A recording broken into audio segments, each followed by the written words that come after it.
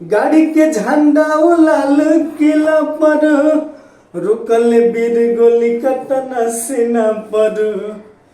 देश के खातिर जे भी गइल कमा ओह महापुरुष के दिल से सलाम बा। चलत रहे अंग्रेजी हुकूमत लड़ल लड़ाई जुटाई की हिम्मत।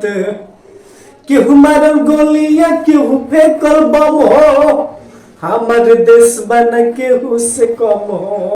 हेलो नमस्कार प्रणाम, स्वागत है हमारे यूट्यूब चैनल में दोस्तों। जब भी नमो बुधाए सुनो भैया चाचा हमार सुनो देशवासी, देशवा के खातिर वीर चढ़ गइले फांसी। सुनो भैया चाचा हमार सुनो देशवासी, देशवा के खातिर वीर चढ़ गइले फांसी।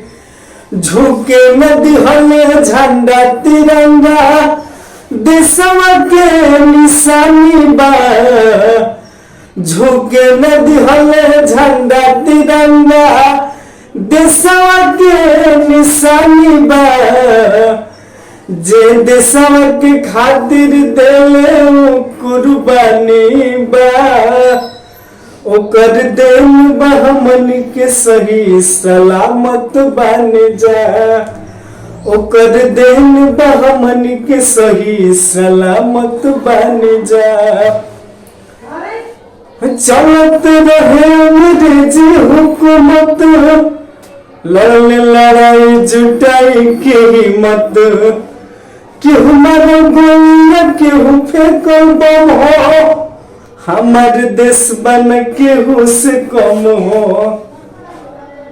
चलत रहे अंग्रेजी हुकूमत लड़ने लड़ाई जुटाई के हिम्मत। केहू मारल गोलियां केहू फेंकल बम हो हमार देश बन केहू से कम हो। इतिहास और खून से लिखल तो कहानी बा। जे देशवा के खातिर देले कुर्बानी बा ओकर देन बा हमन के सही सलामत बन जा। गाड़ी के झंडा लाल किला पर रुकल बीर गोली कतना सीना पर। गाड़ी के झंडा लाल किला पर रुकल बीर गोली कतना सीना पर। देश के खातिर जे भी गइल कमा ओह महापुरुष के दिल से सलाम बा। ऋषि रवाना नरेंद्र राज गा के कहत जुबानी बा। ऋषि रवाना नरेंद्र राज गा के कहत जुबानी बा। जे देशवा के खातिर देले कुर्बानी बा ओकर देन बा हमन के सही सलामत बन जा।